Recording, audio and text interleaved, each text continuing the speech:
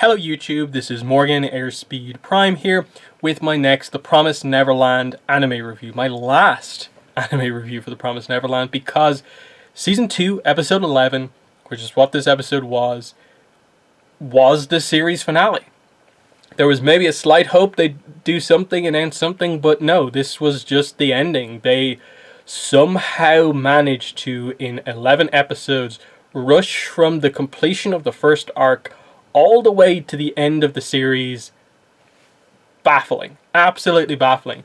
And I think this is probably one of the worst episodes of the season, if not the worst, because of how much this episode just lent into everything bad about the Season 2 anime. How quick it did everything. Everything was super paced, rushed. Nothing got a chance to breathe. None of the development for any of the characters got a chance to just, stay there for a moment on screen and allow you as a viewer to just take in what was happening. That Peter Ratri has just slit his throat open and we've accepted he's going to die, and then immediately we're into this big emotional scene with Isabella, and we're barely out of that and the characters are already in the human world, and then we've barely taken that in when Emma's decided that she and a few of the others are going to stay back into things, and then you have to wrap your head around the fact that whoa, wait, you're actually suddenly out of nowhere adding all of the plot that you skipped over back into the show, but you're montaging through all of it in 5 minutes at the end of the episode. Who thought that was a good idea? Are you trying to make manga fans just annoyed at the episode?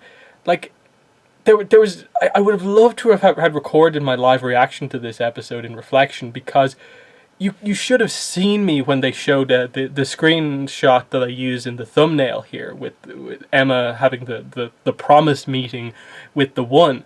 When it came up on screen, I was just like, but we didn't talk about him all season. Why are we doing this right now? The promises were actually, it's a thing in the anime adaptation. Why? And it was the same with the Peter Ratri backstory that they randomly decided to do as well, and that oh, now you've decided you want to show some visuals to go alongside a backstory. And I just thought it was so confused, and that this needed a little bit of a chance to breathe, because it just happened. And I thought this was solid in the manga, but it just felt like a whole lot of nothing in the anime to me. It's just just going off the anime stuff, who is this guy? What's the significance of the Ratri clan? And they roughly tried to do it, and what the problem here was ultimately that they had to incorporate a backstory that we had for multiple chapters before this scene, of the ancient history of the Ratri clan and why they are the gatekeepers of the world, and what happened in the past. We'd known that already, but somehow trying to cram in that ancient history of the Ratri clan in with the personal backstory of Peter and William Ratri, and Peter and James Ratri, sorry, William Minerva, and that whole thing just didn't work, and they just didn't leave any chance, because it was so fast paced while also being one of the most dull presentations of a kind of important backstory I've ever seen. This was, and I don't think I'm being hyperbolic here or anything like that, or over exaggerating, but I don't think I've ever seen an episode of anime where I noticed the lack of animation more than in this episode. Just because the entire Peter Ratri backstory was done through basically screenshots. And then the entire montage at the end of the show was also basically done with just screenshots. Pretty much no animation, just panning across still frames, then cutting across to something else. And then there were even weird moments in the Peter Ratri backstory where they had someone walk over to the car, but instead of just animating the character walking over, they did the kind of teleport montage over time of he's here, then he's here, then he's here, instead of just trying to make it a smooth transition. It was just really weird. The same with the owl, where they, instead of just having it fly on the screen, they just went here, here, here. Very weird in that it's your series finale and it looks like it's your lowest budget episode. And the rest of the episode, where they had at least a little bit of animation going on, didn't really feel much better, because it was mainly just a lot of talking heads again. And while this is roughly again scenes that do happen in the manga, it just, none of it really came across all that well, because like I said, sort of going through the episode, like the Peter Ratri scene just didn't hit at all for me in the anime. Like, I get what they were going for. He had a good relationship with his brother. They both sort of together at the same time find out about the ancient history, that the Ratri clan betrayed other human families in the past. And this is roughly when the promise came into being. And part of the promise was that these other human families were left behind on the demon side of the world to become the food source, because demons require humans to eat to maintain their intelligence. And they are the ancestors of Emma, Ray, everyone that we've seen, basically. They all stem back to these initial, like, ancient people from the past who've been just bred over and over the years. And that's how we have Emma and so on today. They are literally the cattle children, because the Ratri clan sold them out to basically just be human cattle. And that's why they have this sort of punishment of, they get to survive and have a good place in the demon world, but they have to act as the gatekeepers between worlds, as sort of a partial punishment for doing what they did. They presented it so quickly and bluntly that very little of it came across. And I felt that they did more development for William Minerva as a character than it did for Peter Ratri, who just, like, is made to seem like one of the more simplistic characters we've seen, with just his brother changed and he did what he had to do, have his brother killed, and like that's emotional and all, but in the anime we only just met Peter Ratri. Like, we've had no chance to just reflect on this character, because no sooner than he's been introduced and is meant to be the big human threat of the series, he's already been betrayed by Isabella and, like, defeated. And then we come immediately out of that reflection on his backstory. And he basically, a little bit of a conversation with Emma. She is willing to offer her hand out to him to also be free. They don't really, in my mind, linger on a lot of the points the manga lingered on, which is that through the dynamic with Isabella, and then they extend that into Peter Ratri, just this idea, every human involved in the structure of things on the demon side of things is ultimately a victim of the promise, a victim of the circumstances that are in play. They are not free because they're locked into this situation. The moms, can you blame them so much when their only opportunities to survive being eaten was to take on the role of a mom? And it means betraying their other friends, kids and stuff like that, that they know that they're going to have to raise these kids only to be eaten later on, but it's their only way to, as an individual, survive. The same roughly applies to Peter Ratri. The Ratri clan's only way to survive is to fulfill this gatekeeping role on that side of things. And the question the whole time is, can you change things?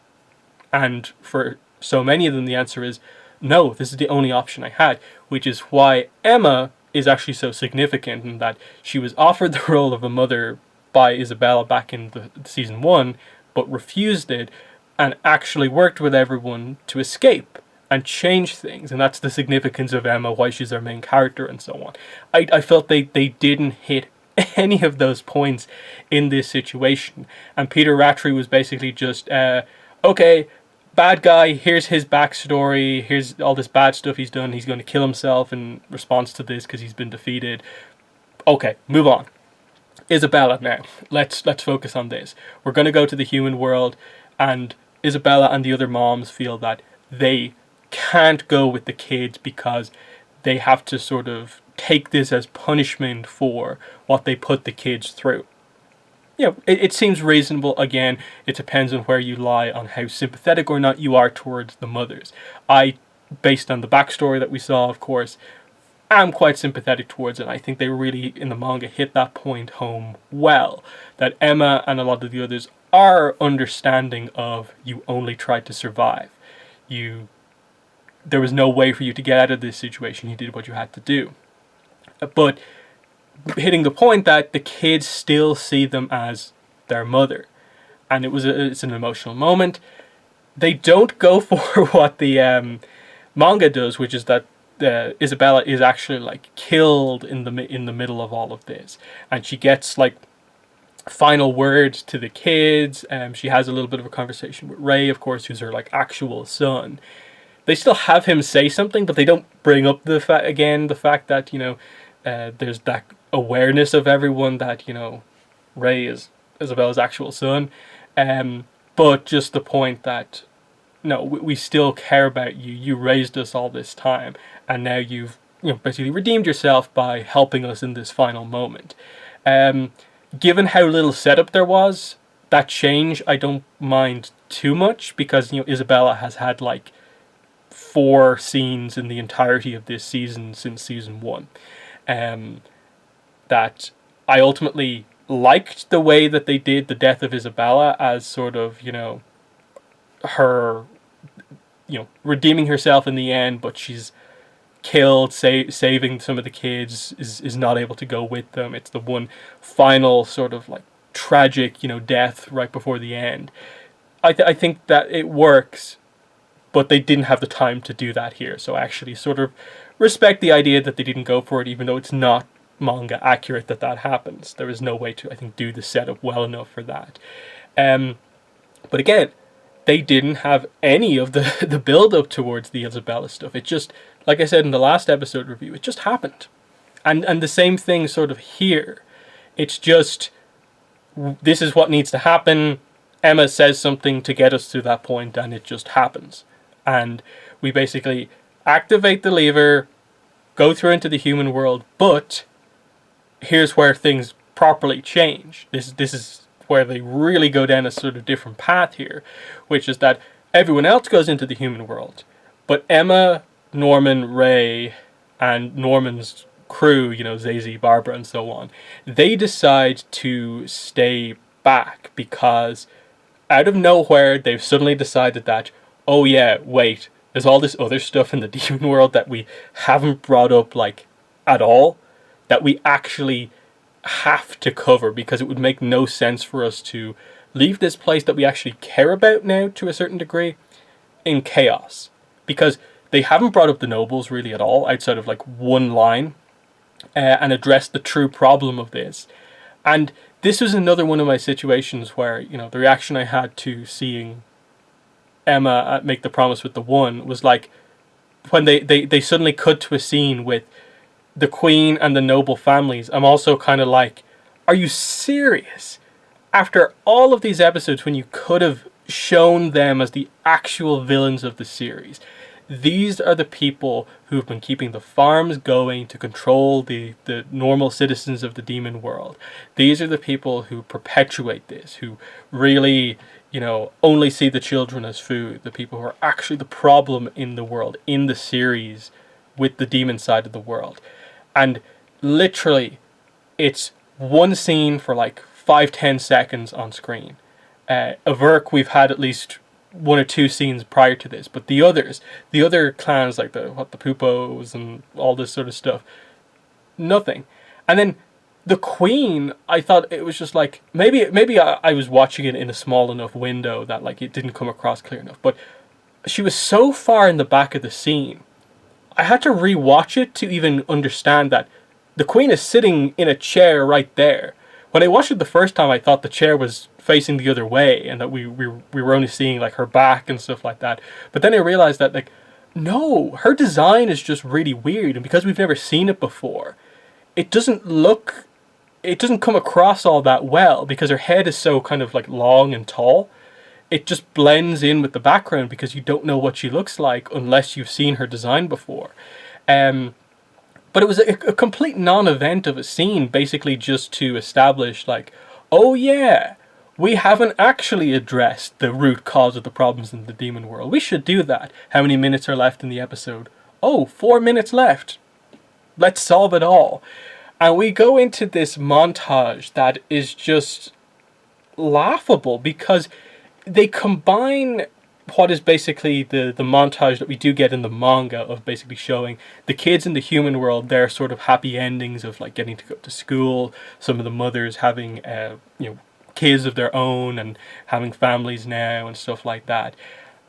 And in the middle of all of this, you also show Emma and the others' journey to sort of fix the demon world. In like 2-3 minutes, you show the promise with the one, the whole Kubitidala stuff happening in like immediately, like reuniting with Sanju and Mujika, Mujika being announced as like the new queen, basically. Again, no real dialogue or explanation over this. You're just meant to take what you can from the visuals here. And I feel like, to some degree, I only know what's happening here because I've read the manga and have better context for all of these scenes. Anime onlys, I'd love to know if they actually got anything out of these montage scenes, because they had like a random scene where like, you have some characters that, who are these? Like, they're meeting in the street here, and then you have like Emma and everyone else meeting one of the other like ancient sages that they didn't really bring up before again, and you're just skipping over all of this stuff. Like, Luvis didn't exist in the show apparently, so no explanation on how you just immediately convince the entire demon population to accept the person they previously knew as just the evil-blooded girl as their new leader, just because a montage happened. Again, the promise like happening with like no dialogue or setup or anything like that. In that, like, did they even explain that the initial promise is a result of basically the magic powers of the one, and that the promise to change it is also sort of basically a magical power happening? Just absolutely bafflingly lack of explanation and lack of kind of care and thought that really went into a lot of these final scenes. It just felt like they got to the end and realized that, like, we can't just end it like this because we there's no depth to this. What if we just like basically tick all the boxes here right at the end, hit everything people wanted to hit right here at the end, and just that's what they did. And then they somehow managed to make the anime ending, like the actual just ending scene, even worse than the manga ending scene. And I wasn't a big fan of the way the manga ended. I thought it was very, very blunt, and it was just an example of like, this panel, really, you're happy with this as being the ending to this entire incredible series. This is what you're doing. And I felt that way about the manga. How was I meant to feel about just like Emma hugging Phil after coming back after like a year or two time skip that happened over the course of like 2-3 minutes?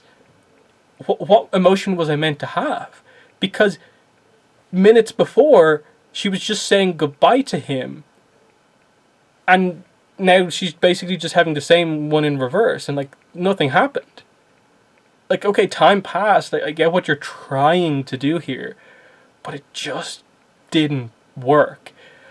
And look, it's sort of the same problem in a way as the exact ending of the manga, but just the entire season 2 of the anime.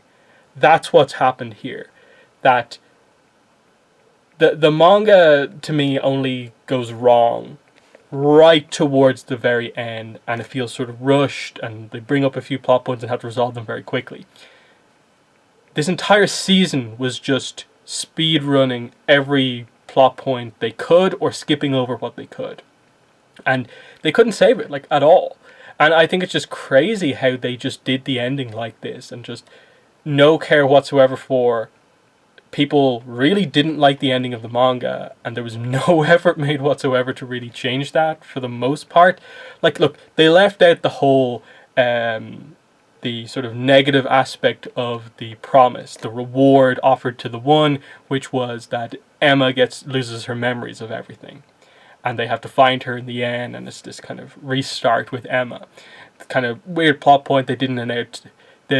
What I've been saying, like, for a lot of the anime episodes, they didn't allow it to breathe and just settle, the emotions to really hit you, them to develop the sort of how they're going to deal with this. that's the problem that happened right at the end of the manga, is that they did that in the manga. That's been everything in the anime. Not giving enough time, not giving enough development, and it feeling rushed. And they didn't do anything to fix it. I'm just sort of amazed and stunned that this is how it turned out. That we were honestly in this situation at the end of the Promised Neverland anime. That we initially went into this thinking and hoping that, like, at the end of season 2, we're going to be here talking to each other about how incredible the adaptation of the Goldie Pond arc was. Maybe speculating about was 11 episodes enough to do the Goldie Pond arc.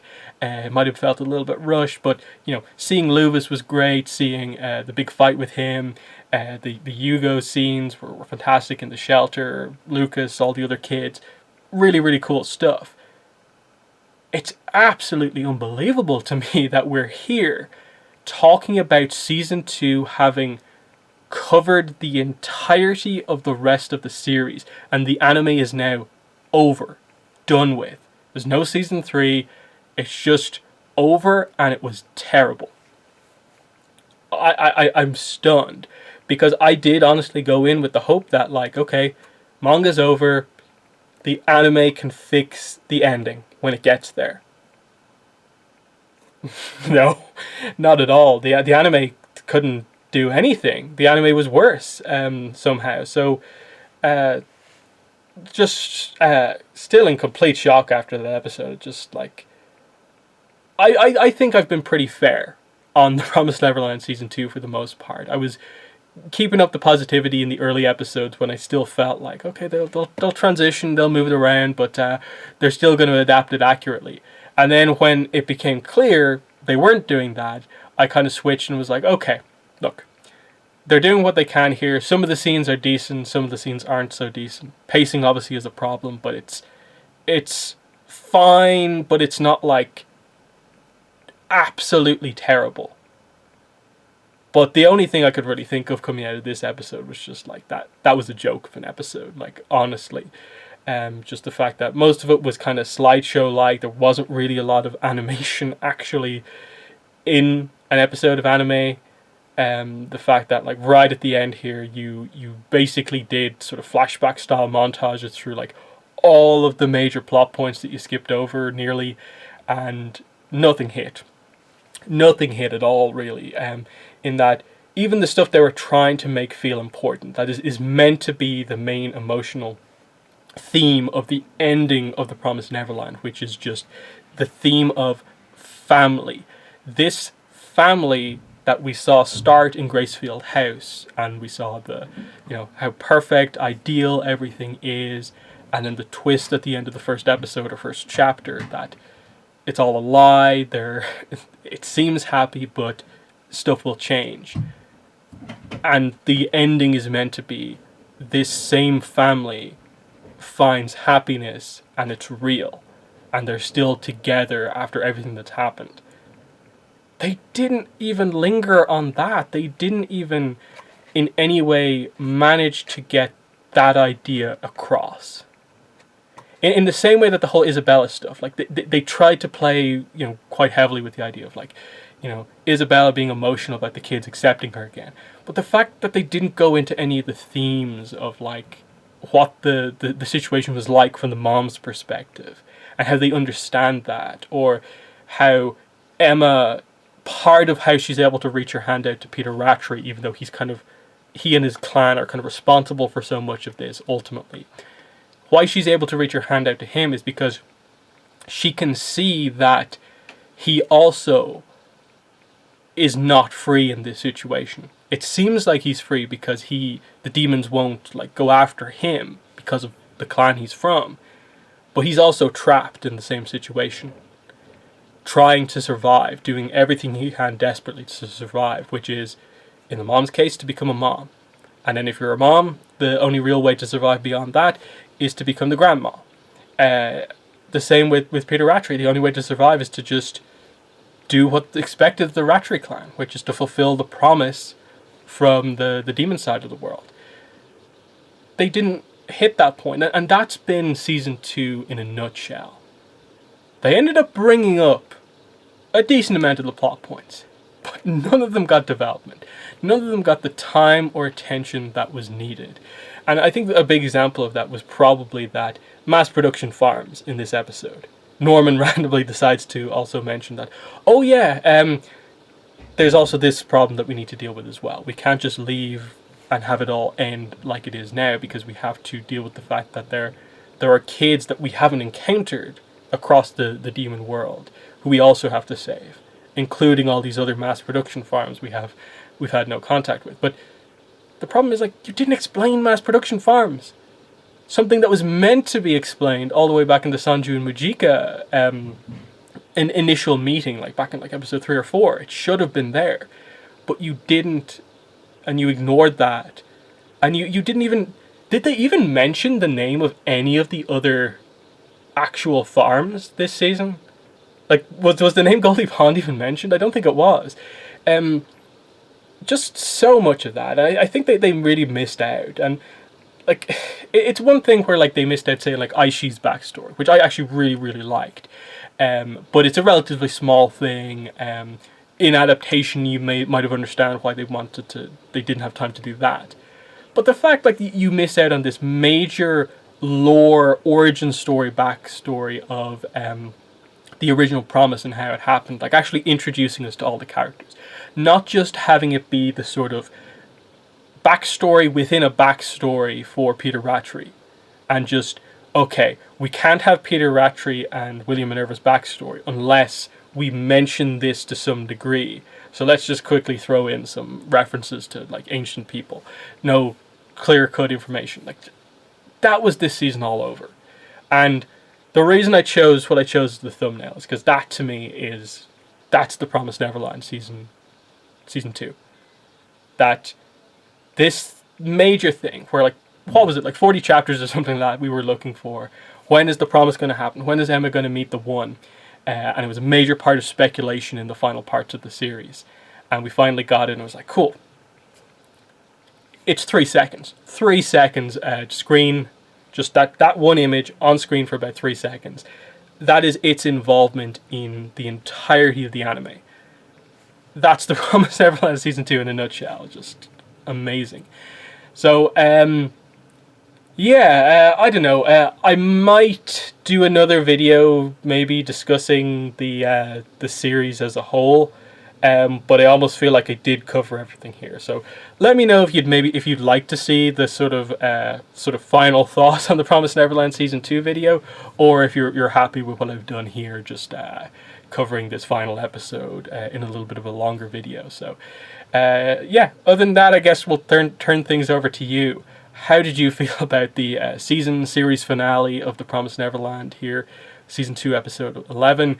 Did you, like me, have sort of the same reaction to everything? It's finally over. The car crash that we just witnessed happening in slow motion, or I suppose at hyperdrive speed, is probably better suited for what happened this season. Are you just happy that it's over now? Because I still hope that someday, we can maybe get another animation studio, another project, and they actually do the Promised Neverland anime and do it right, accurately adapt everything. I'd love to see that, because I think it is a fantastic series.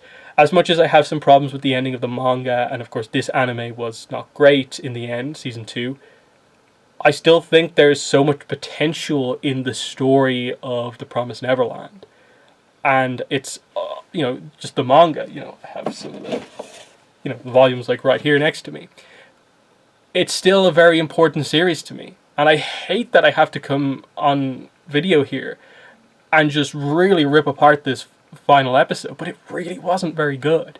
So I want to see this get the anime treatment that it deserves. But the question is obviously, like, if they really blew this season and just gave up on it, what was the hope of anything else happening with it?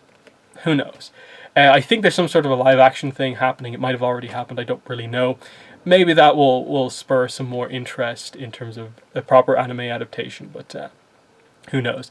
So yeah, in the comments let me know what your thoughts were, but that has been the video. Thanks for watching, and bye.